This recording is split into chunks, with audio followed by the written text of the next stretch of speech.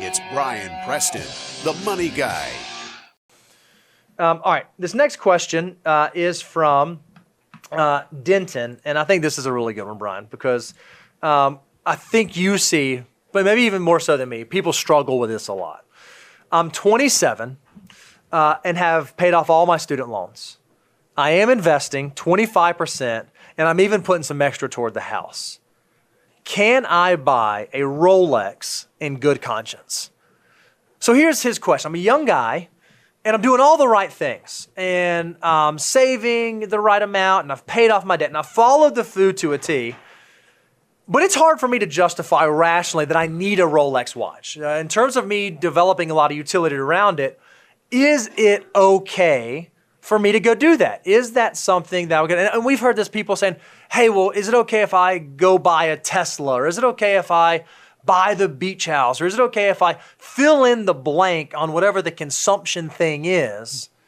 Is it okay? And how do I find a peace with that? Or how can I be okay with that? Or how do I reframe my mind and maybe not have a peace with it because it's not okay? This is a great question, Denton. And this is, and I have an experience share to put in on this too, is that first I want to go ahead and get to the short side of this and give you an answer, is that I think if you are a person 27 years of age, you've paid down all the high interest debt, you're saving 25% for investments, that act alone, once you've checked those boxes, I give you permission. It gives you the freedom, the flexibility. Go be happy with your money. Go build your best life, whether it's making memories by traveling, or even if it's buying a Rolex or buying that Tesla. I think that that's okay because you've gone through the financial order of operations. And look, and a Rolex isn't the worst thing in the world. I think I've shared with you guys, I own a Rolex. You notice I don't wear a Rolex.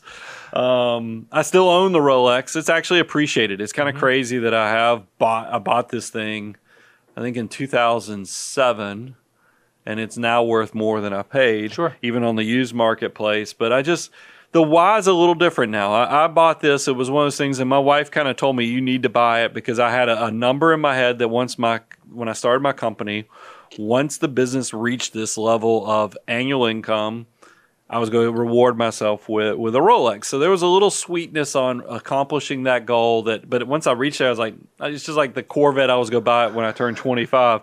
I can reach these goals. I'm like, yeah, actually the journey was more fun than actually purchasing the good. So I don't actually do it. But my wife, was like, no, you need to do that one because you did it. And it's cool that it sits in my drawer and it has some sentimental, but it's just, I think I was so excited about looking the part of wealthy, which is funny to me, is now that I've reached this level of, I call it level 5 of the 5 stages of wealth, I don't care about that stuff as much now. But so it's fine. So if you understand your why, Denton, and this would bring you happiness and fulfillment, I give you permission. You can do it, and you're respecting the financial order of operations. But you'll find it's just another thing that you own. Yeah, I would that's throw the out way there. I look at it. Yeah, it depends on your. I've got some friends, and they're just watch people. I know you have friends too that that's where they derive their utility. They like having nice watches. We have friends that are car people. They like having nice cars. I would really revisit the why. Do you want to have the Rolex so you can look wealthy and be flashy and show it off to folks? Well, maybe question your motives there. But if you just like nice watches and that's something that your goal is to have that, and that's something that is important to you, I think that's okay. I think that's a good point, because because I do have friends that this is like their thing. Just like your car, you mentioned it, cars can be your thing. As long as the thing that brings you happiness doesn't derail your financial life, that's probably fine. I mean, we even had I had somebody write us a handwritten letter. I needed an email address so I could write him back. So if you get this and you want to know about the pins that I have, because you're a pin collector, so it's different things. Some people will have that collector mentality. I've realized that I'm wired a little differently, and I'm not taking anything away from the Rolex. It's just that I think Bo nailed it. You got to know your why and what is the value you're expecting to receive after you make this big purchase.